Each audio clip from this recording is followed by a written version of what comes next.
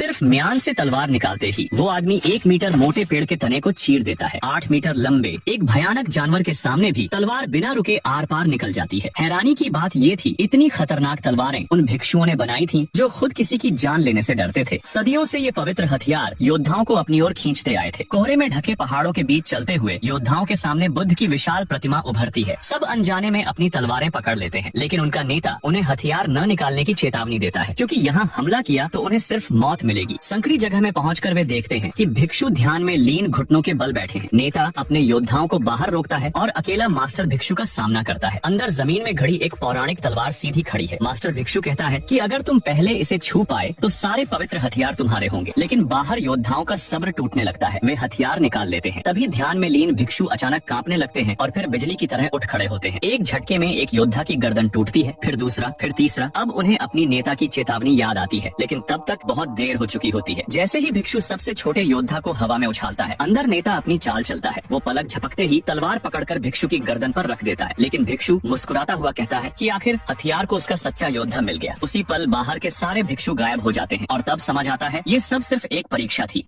एक औरत हाथ में हार्ट शेप डायमंड लेकर फोटो खिंचवा रही थी। डायमंड देखते ही पास खड़ी एक मेकअप आर्टिस्ट उसकी ओर अट्रैक्ट हो गई, लेकिन उसी पल गार्ड ने उसे तुरंत रोक दिया। उस औरत का नाम रूबिया था। वो ये डायमंड पार्टी में सबको दिखाने लाई थी, लेकिन उसे जरा भी अंदाजा नहीं था कि एक गैंग पहले से ही इस डायमंड को चुराने की प्लानिंग कर चुका है। जैसे ही रूबिया सबके सामने डायमंड दिखाने लगी, गैंग का एक मेंबर भीड़ को डिस्ट्रैक्ट करने आगे बढ़ा, लेकिन गार्ड्स तुरंत अलर्ट हो गए और उसे रोकने के लिए आगे आए। उसी वक्त एडविक नाम का एक आदमी भीड़ के सामने आया। उसने खुद को एक मैजिशियन बताया और दावा किया कि वो जादू से डायमंड को लॉक बॉक्स से बाहर निकाल सकता है। रूबिया ने उसकी बात को हल्के में लिया। उसे भरोसा था कि इतनी टाइट सिक्योरिटी में डायमंड चोरी होना नामुमकिन है। फिर भी उसने एडविक को ट्राई करने दिया। एडविक ने कई जादुई ट्रिक्स दिखाई, लेकिन बॉक्स नहीं खुला। अब रूबिया को पूरा यकीन हो गया कि डायमंड पूरी तरह सेफ है। तभी एडविक के हाथ के एक छोटे इशारे से वो बॉक्स खुल गया। रूबिया ने डायमंड उठाकर सबको दिखाया, लेकिन अगले ही पल डायमंड कई टुकड़ों में टूट गया। उसी समय असली डायमंड एडविक के हाथ में था। कोई समझ ही नहीं पाया कि उसने ये कैसे किया। तभी रूबिया को एहसास हुआ ये लोग डायमंड चुराने आए थे। उसने तुरंत गार्ड्स को उन्हें पकड़ने का आदेश दिया, लेकिन गार्ड्स के कुछ करने से पहले ही एडविक की टीम एक गार्ड को गिराकर वहाँ से भाग निकली। गार्ड्स ने उनका छत तक पीछा किया। वहाँ देखकर लगा कि वो हेलीकॉप्टर से भागने वाले हैं, लेकिन तेज रोशनी में सच्चाई सामने आ गई। वो सिर्फ हेलीकॉप्टर का एक पोस्टर था। तब तक एडविक और उसकी टीम रस्सियों के सहारे नीचे उतर चुकी थी और एक बोर्ड पर पहुंच गई थी। इस तरह उनका मिशन सफल हो चुका था और इनाम में उन्हें खास और कीमती कार्ड्स मिले।